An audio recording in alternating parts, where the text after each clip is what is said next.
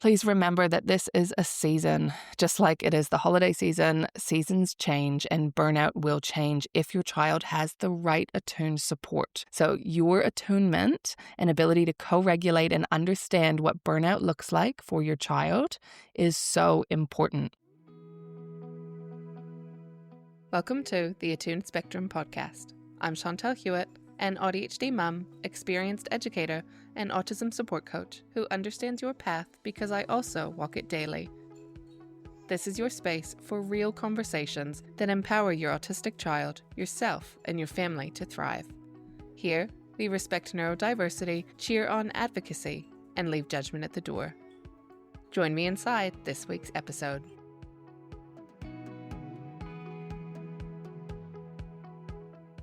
Does your autistic or PDA child feel more overwhelmed, avoidant, or even explosive right now?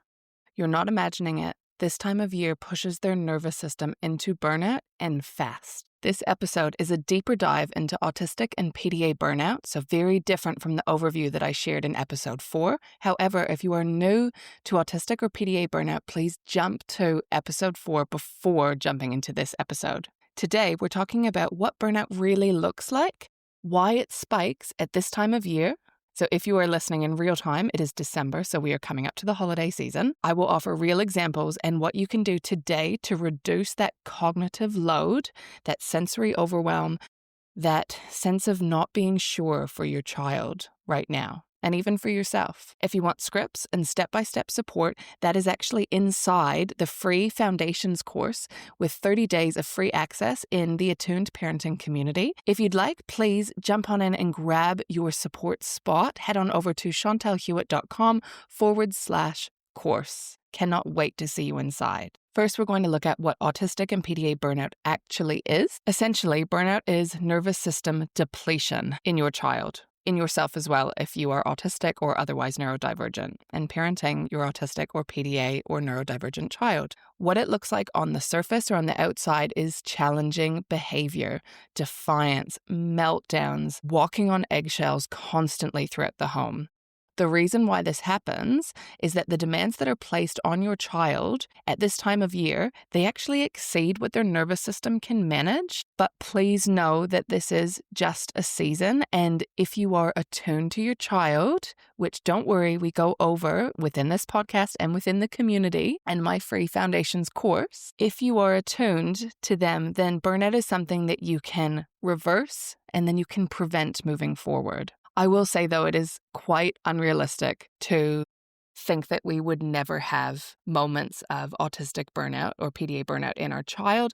The biggest reason is that our world just wasn't designed for their nervous system. And that is a really big uphill battle that we can all advocate for as the years go on. But at the moment, the biggest change and support for your child will actually be what you do every single day in the home to support their environment, to help them recover from burnout and get that rest that their body truly needs and their nervous system. So as I said, burnout is not challenging behavior. It looks like challenging behavior. And it happens when demands placed on the child just exceed what they're able to manage at the time. If you think of the autonomy that gets taken away during a holiday season or during that lead up, the routines change. The parents might be stressed out trying to get the house ready for Christmas. So PDA and autistic burnout, this is demands are exceeding what their nervous system can handle. So their autonomy is gone. It's very much depleted. So they're overwhelmed. The things that you might see are rising levels of avoiding things that they normally would love or used to do, increased shutdowns or meltdowns, those walking on eggshell feelings, emotional reactivity that might be well and truly above what they normally react to or how they normally react, and a skills regression. This can be in toileting, in sleep, in their eating habits, in their ability to manage school, depending on what schooling environment they're in or what age your child is. More sensory sensitivities and the way that their sensory environment may have supported them in the past may not be as supportive now. That is a really good indication that your child is approaching burnout. If you are noticing these things and that what used to work doesn't work or doesn't work as well anymore, big fatigue if normally they have energy at certain times of the day and you just notice that they are absolutely drained, that is their body saying, I need rest. My nervous system needs rest.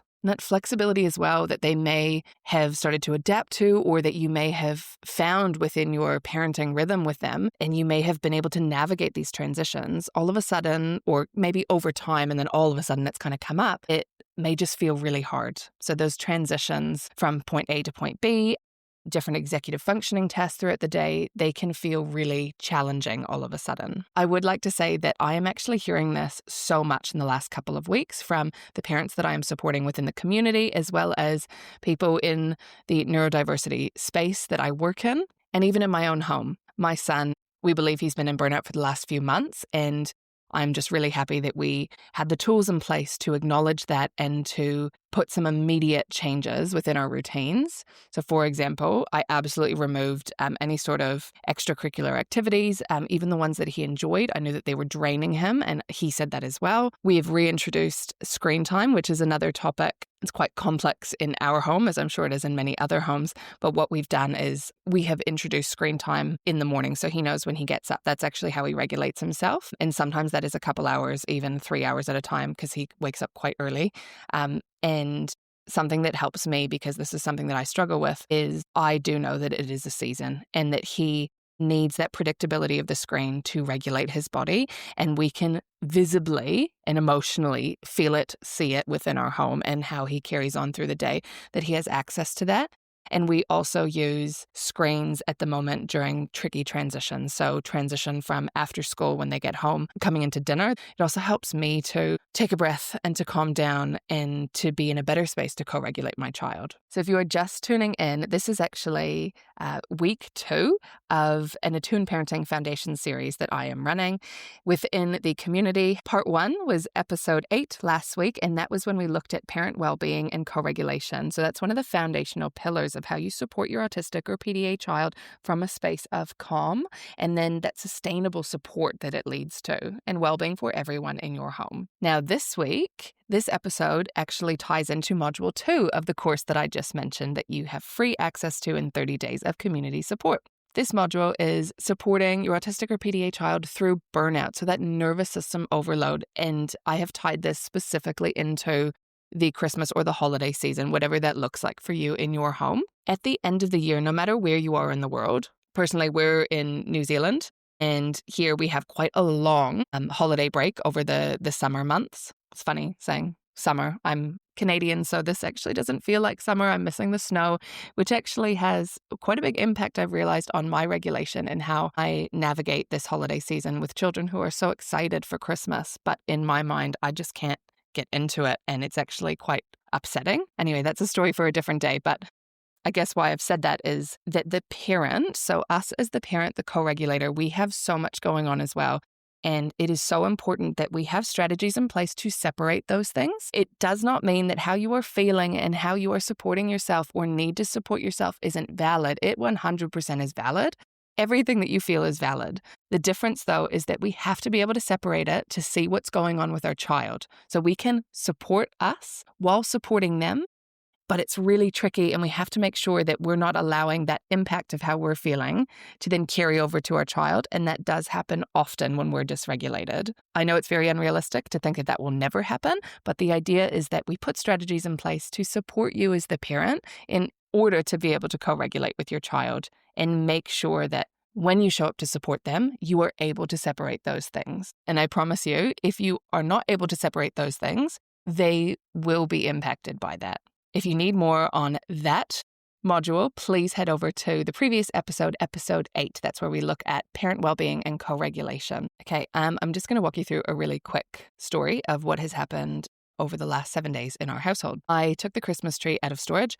That was a mistake because then it was visible to my son, and he could see that it was there. He knew when to expect that it was going up, but because it was already in his mind that it was visibly there, even if I put it back, I couldn't erase that. So there was, unfortunately, and in hindsight, I wouldn't have done that. We were actually unable as a family to come together and set up that tree at the time that he wanted to. And the fact that he had to see it all week, I could see the burnout increasing, his anxiety coming in, his anticipation. So that's where we just jumped in and gave as much autonomy as possible. He's still finishing up his last week at school right now before the holidays. So I do know that that creates a lot of demand as well. So it is so important, if you feel like your child is approaching burnout this holiday season, what can you do to reduce those demands? Reduction of demands, increase autonomy, see where you can lighten your load so you are less stressed, and then you are able to support them in whatever way that they need. So very child-led here. And of course, this may end up leading to a lot of stress and eggshells for other children that you have within the home, or your partner, or anyone else that is invited into your space. So if you are struggling this holiday season, you are not alone. I will say that you are not alone, but I would love for you to remember and hold on to that this is a season. The holiday seasons are hard for autistic and PDA children. The reason being is that they are so overwhelmed in their nervous system. They have lack of routines, school holidays are approaching, their safety and their autonomy that they have kind of built up, or that you've supported them to build up within their day-to-day, those things are ending.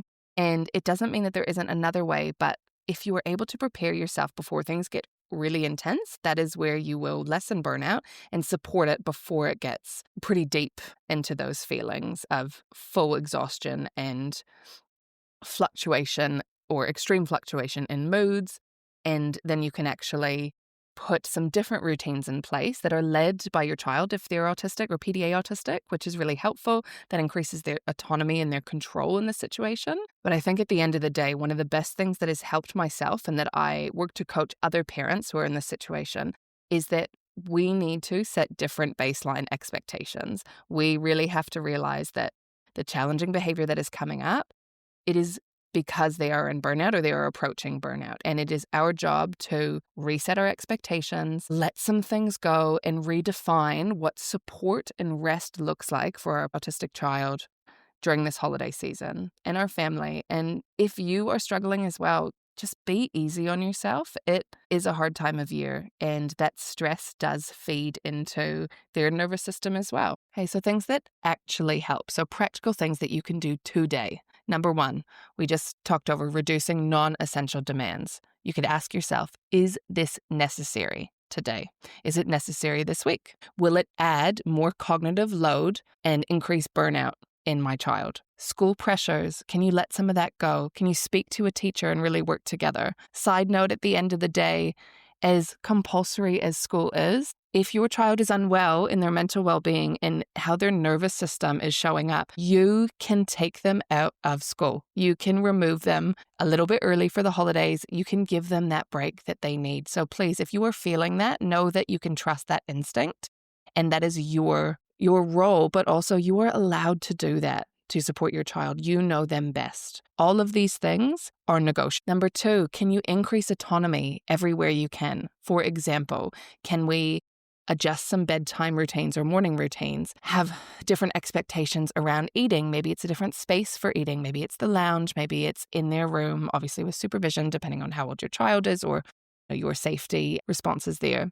Can you loosen routines that you're restricted by as much as possible, or where possible, I should say, because we don't want to also put that onto you because you are already carrying a lot as the parent. So there's a lot of balance here. Number four, can we protect that recovery time? Low sensory, what environments need to be changed? How can we change the environment to support the child? Even though the Christmas lights might be so cool for you to look at, or for your other child, is it overstimulating maybe for your autistic child? Is that setting them off? That's just an example there because I was staring over at my Christmas tree. That co-regulation mindset shift. So again, bringing back that first foundational pillar. This is number 5. Remind yourself how much your regulation will influence their nervous system.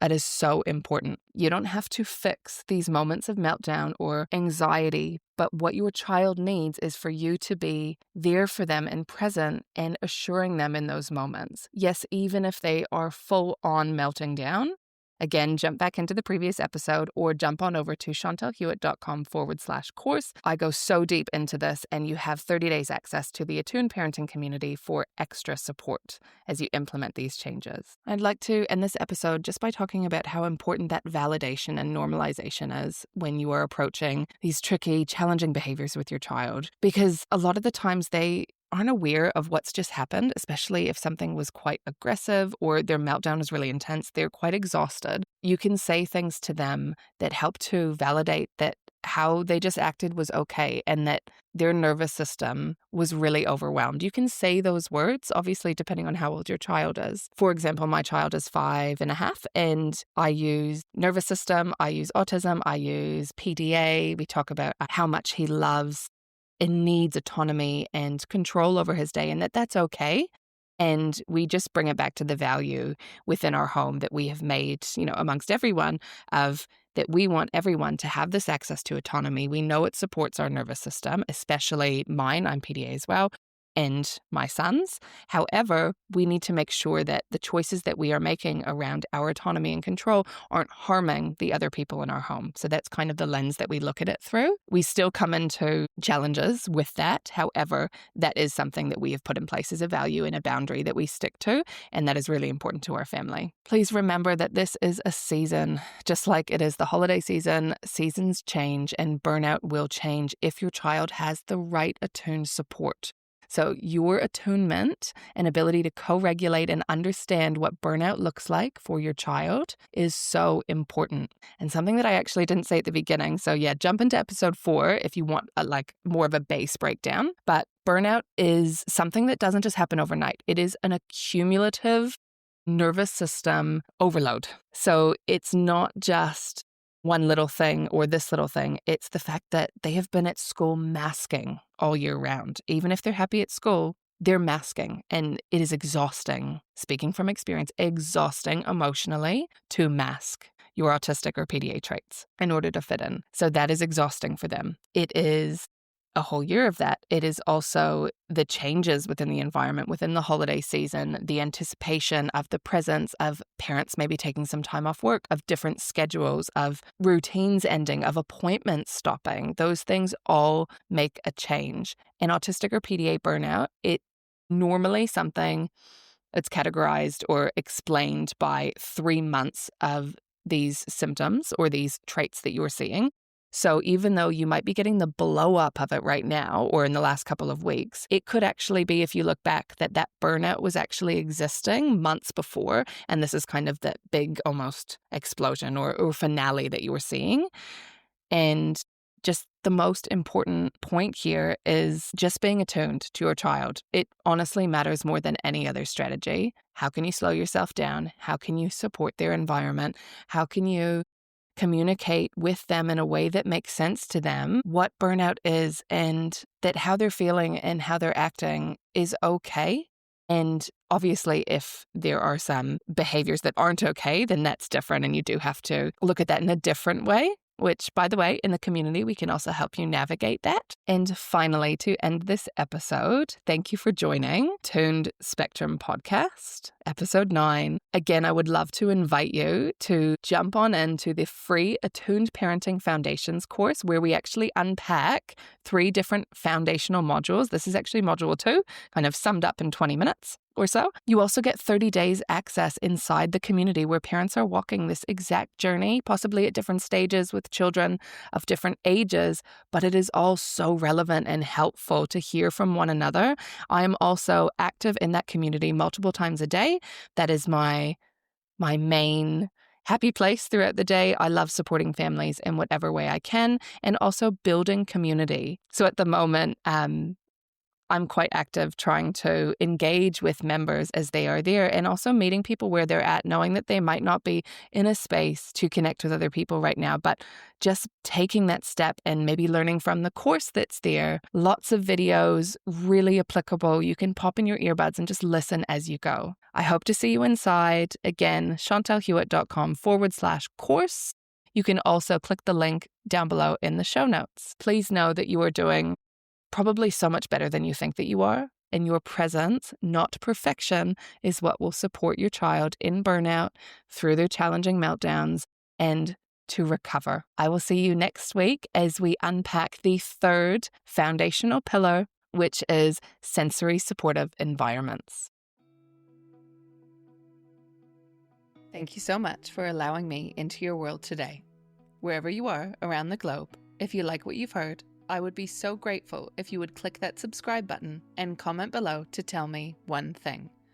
What support do you need? This helps me create episodes that truly impact our shared community. By commenting, you not only help yourself, but you help make modern, neurodiversity-affirming autism support accessible to those who are searching for a better parenting approach that actually feels good. I'm Chantel, and I'll see you next week.